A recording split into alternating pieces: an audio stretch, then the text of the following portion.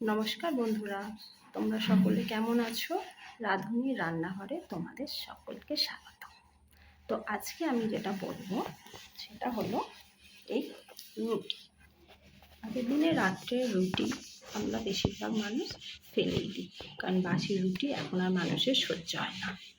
তো চলো এই রুটি দিয়ে কিভাবে একটা মজাদার চটপটে রেসিপি আমি বানাই, সেটাই আজকে আমি তোমাদের সাথে শেয়ার করব। রুটি সেদ্ধ করে আলুটাকে গ্রেট করে রেখেছি, আর লাগছে পেঁয়াজ, রসুন, কাঁচা লঙ্কা। রসুনটাকেও আমি গ্রেট করে নেব। আর লাগছে টমেটো। মশলার মধ্যে হলো লঙ্কা গুঁড়ো, হলুদ গুঁড়ো, চিনি, নুন আর ভাজা মশলা। এই অল্প কটা উপকরণ দিয়েই আমি আজ রুটি ভাজা বানিয়ে দেখাবো। তো আপনারা দেখতে থাকুন, আর এই রুটি ভাজাটা আপনারাও বাড়িতে বানাবেন, আমি আশা করছি খুব ভালো লাগবে আপনাদের।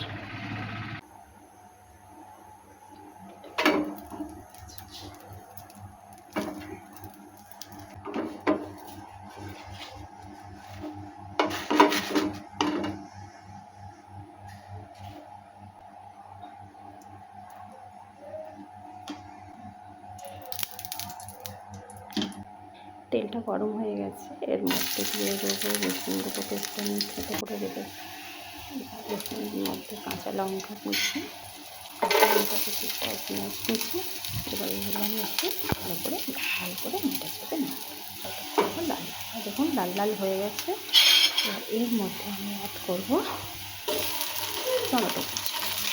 টমেটো কুচিটা দিয়ে আমি ভালো করে নাড়তে থাকবো।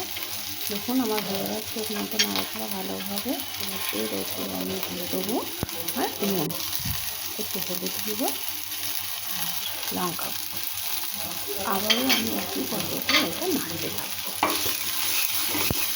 যখন ভালোভাবে নাড়াচাড়া হয়ে যাবে, এর মধ্যে আলুগুলোকে আমি দিয়ে দেবো।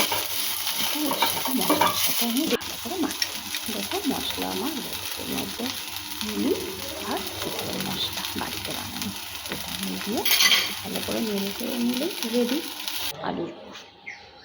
ব্যাস, এবার কড়াতে আমি তেল দেবো। তেল একটু গরম হয়ে গেলে এর মধ্যে রুটিটা আমি দিয়ে দেবো। রুটিটা দিয়ে আমি এপিট করে ভালোভাবে ভেজে নেব। এরপরে এর মধ্যে যে আমি পুরটা রেখেছি, সেই পুরটা এই রুটিটাতে ভালোভাবে দিয়ে দেবো। দিয়ে এবার রুটিটা আমি মুড়ে নেব, ফোল্ড করে নেব। ফোল্ড করে নিয়ে রুটিটা আবারও আমি একটু করে ভেজে নেব। ব্যাস, ভেজে নিয়ে এবার আমি মাঝখান দিয়ে কেটে নিলেই এটা আমার রেডি হয়ে যাবে। দেখো বন্ধুরা, একটু ভাজা হয়ে গেছে, ছুরিটা দিয়ে কেটে নিলাম। এবার আমি সার্ভ করব। দেখো বন্ধুরা কীরকম হয়েছে। খুবই কম টাইমের মধ্যে ঘরে থাকা উপকরণ দিয়ে এটা আমি তৈরি করে দেখুন।